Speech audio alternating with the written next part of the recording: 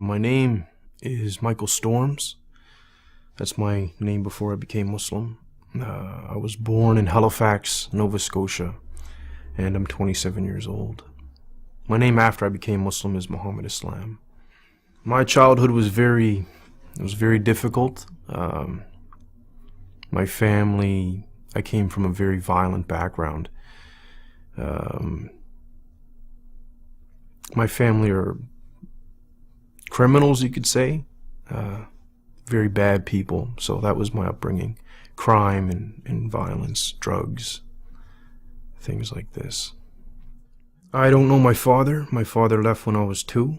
My mother deported him back to the States. And it was me and my 2 sisters with my mother. And then there's my uncles and my cousins, and they're kind of like always living where we were living. And it's a really tight-knit family, right? With relation to bad stuff. I thought the world was a very negative place because of my family, and like you were saying, because of the environment. I didn't see too many positives.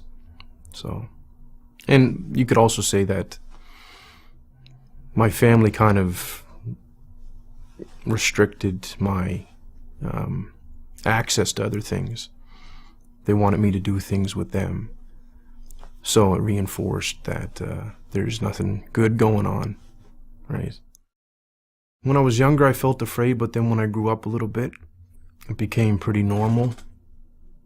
And so the people in my family I wasn't afraid of anymore. I was part of the team. But initially, yeah, because when you're young, you're pure, right? And to be bombarded with a lot of bad things makes you uneasy. Like any hardship, you get accustomed to it, though, right? When I was about 8 years old, I would go to. This was very, very rare. This is before I started doing other things for money. I would go to a bakery called Paradise Bakery, right? And I would wash dishes for hours on end, but I was too young to be paid money. So what Norris would do is he would pay me in food, some bread and jam and dates and little sweets and stuff like this. And I would go home and feed my 2 sisters that because my mother would be off doing some other crime, or she'd be in jail or something like this, right? Or I'd be out all night collecting recyclables so I can come home and feed my sisters in the morning. When you see that you haven't eaten for a couple days, and there's nothing, so you have to try to do something to feed yourself and feed your family, right? So my other family wouldn't really take care of us. I started my little career when I was 14, you could say. And I was never close enough with too many people to say that I had friends that I could call on. I never really trusted anybody. And school wasn't for me. I never finished school. I didn't have time for it. It didn't appeal as much as what I was doing appealed at the time. I would rob, steal a lot of things, and assault people, things like that. I was never alone, but I felt lonely, right? So I felt like there was like a void, something missing. I don't even like recalling the past, but it's okay for the interview, right? So a lot of the crimes that I would do just for the sake of wanting to do it, boredom. The payoff was like a bonus, but if I wanted, like, for example, steal a car because I didn't want to walk somewhere, I would just take somebody's car.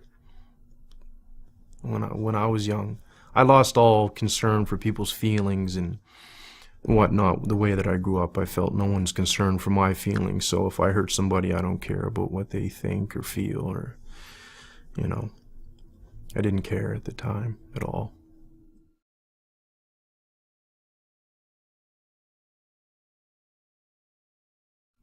I was in my cell. It was towards the end of my sentence. I was just about to get out. And I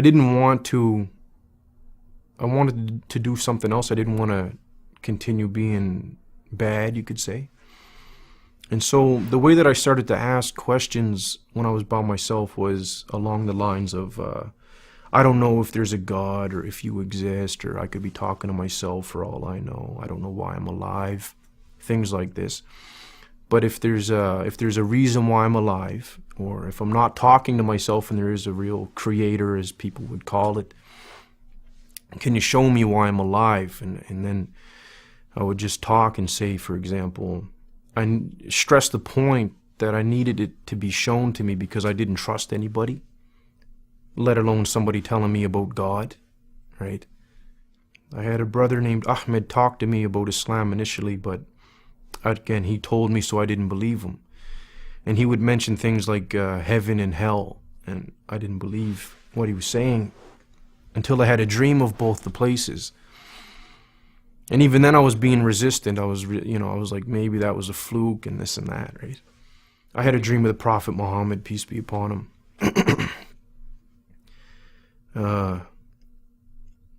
So things happened to me when I was awake and when I was asleep. And a lot of it happened to me in a very small amount of time. As soon as Ahmed started talking to me about Islam, I didn't believe him. Allah already knew that I wouldn't believe him, but that was like Islam, Muhammad, Allah, and it's like whatever. And then these things started happening. And then I recalled what I asked for when I was in jail, for things to happen to me, so I can't deny it, right? It was very, very difficult.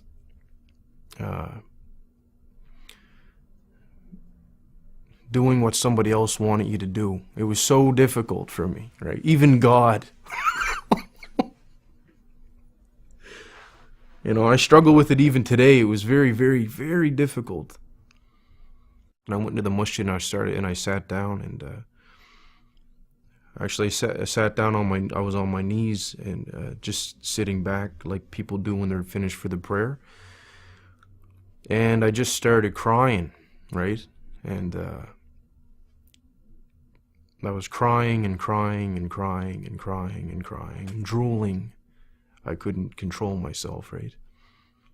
So it was like 20 years of betrayal and stress, violence and anger and all these things built up, and then it's like Allah allowed me to just get rid of it all. And I cried for a very, very, very, very, very long time, right?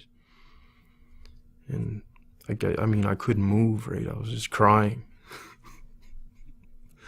And then I remember saying at the end of it, all right, I'll try to do what you want me to do. I am most pleased that I pray. Yeah, it's important, very, very important. A feeling of safety from Allah and from His punishment, you could say. That's what I get out of it, like a calmness and that I'm all right for right now until the next prayer comes in or until tomorrow. My future, I see it as positive in the dunya because it's going to be controlled and very simple and that's why, that's my positive future here. Very simple lifestyle that's positive. Don't hurt nobody. Don't get hurt. Inshallah, if I get forgiven in the next life, that's what makes me feel really positive, right? If I get forgiven, it'll be great, inshallah. لا إله إلا الله لا إله إلا الله لا إله إلا الله لا إله إلا الله لا إله إلا الله يا